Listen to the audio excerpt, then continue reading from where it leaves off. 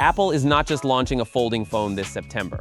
According to Mark Gurman, they are already deep into planning the third generation, expected as early as 2028. A company does not map out 3 generations of a product before the first one has even shipped unless they are fully committed to this being a permanent, annual part of the iPhone lineup. The iPhone Ultra is not a limited experiment. This is Apple's next big thing, and the first version lands in about 4 weeks. Here is why this genuinely matters. Every major iPhone redesign in Apple's history has redefined the entire category, not just for Apple, but for every phone maker watching.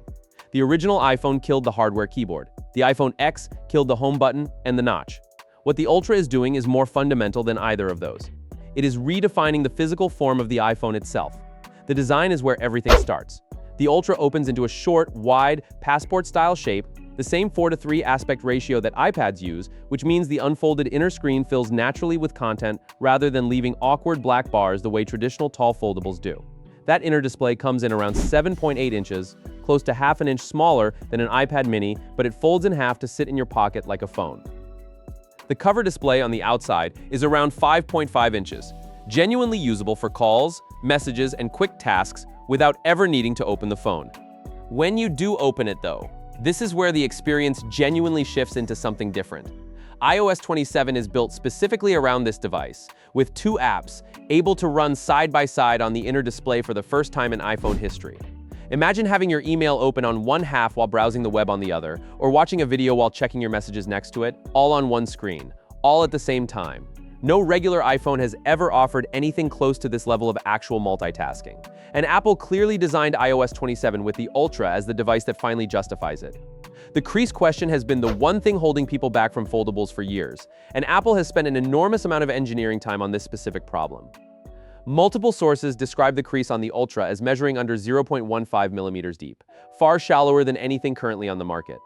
Whether that translates to truly invisible in daily use is still something only real hands-on time will confirm. But every leaker who has seen prototype units up close has described it as remarkably minimal.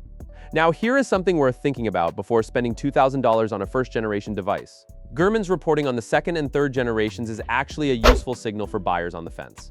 The Ultra 2 coming in 2027 is reportedly targeting a fully creaseless display, meaning this year's model may still show a faint fold line under certain lighting conditions. If a completely invisible crease is the specific feature you're waiting for, the second generation might be your real target. The hardware itself is genuinely impressive regardless. Inside is the A20 chip, which some reports specify as the A20 Pro variant, built on Apple's 2nm process. Dual 48-megapixel rear cameras, wide and ultra-wide, cover the photography side with no telephoto lens due to how little internal space is actually available in a device this thin.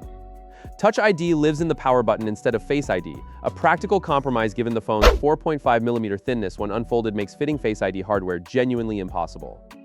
12 gigabytes of RAM sit alongside the chip, and 2 separate 18-megapixel front cameras are built in, one on each display so selfies work whether the phone is open or closed. Battery is the biggest in any iPhone Apple has ever shipped, expected somewhere between 5,400 and 5,800 milliamp hours, and the frame mixes titanium and aluminum to balance strength with weight. The hinge itself is reportedly made from liquid metal, a specialized alloy more resistant to long-term wear and deformation than standard steel, which matters enormously on a mechanism designed to flex thousands of times over the life of the phone. Pricing is expected to start around $1,999, though some leakers have pointed as high as $2,300 to $2,500 for higher storage configurations. And Gurman has flagged something buyers need to take seriously. Supplies at launch are expected to be very limited, with demand likely far outpacing what Apple can actually ship in September.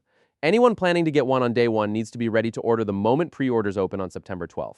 Does knowing Apple already has 2 more generations mapped out make you more confident this is worth buying now? Or does it make you want to wait for the version with a crease that actually disappears? Let us know in the comments below. With that being said, I will see you guys in the next video.